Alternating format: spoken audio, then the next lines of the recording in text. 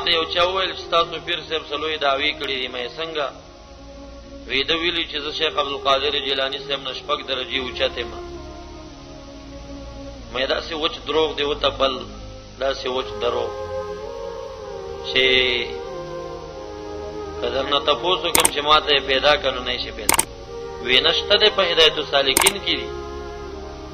نو دې کاکا خاصه اوریدلی او کتاب کو نه ګوري.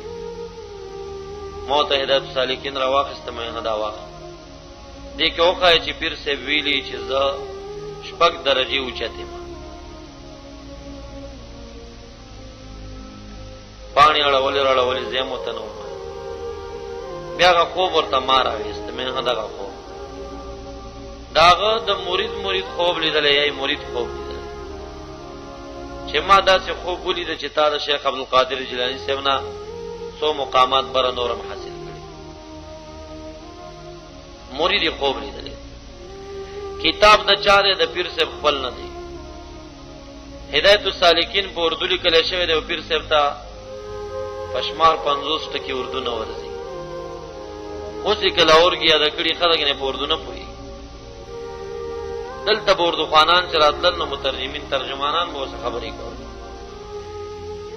کتاب د باجوړه من الله مونږ سیب لیکل دي زموږ استاد داغه نسبت کول هغه ته چې دا پیر سیب لیکل دي.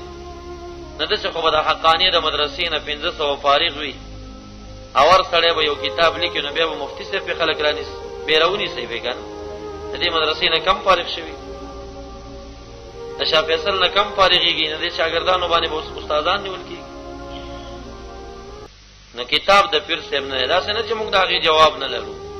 مقصد می دا دی چې د نسبت پیر صاحب ته دا کذب محض دی. د کتاب داغه دی نه به هدایت السالکین 3 چاپ شوی دي.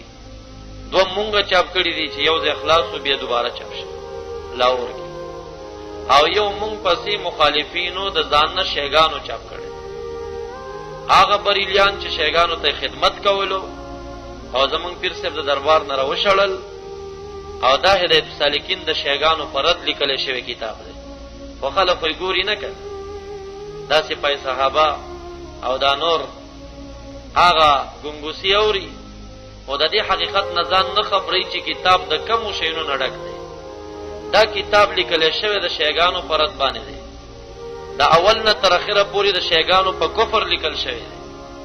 اول لیکل شوی دی چې صبریلیان بزمنګ دربار ته راتلل او د شیګانو خدمت کوونکي موږ دربار نه وشړل چې مو وشړل ناغي زمونږ پسې سره د لیکل څه خاطر ولېګا هغه خط کې اعتراضونه د هدایت السالکین په اوله پاڼه کې هغه خط لیکل شوی دی چې دا د اعتراضونه موږ باندې چا کړی او موږ داغه جواب کړو.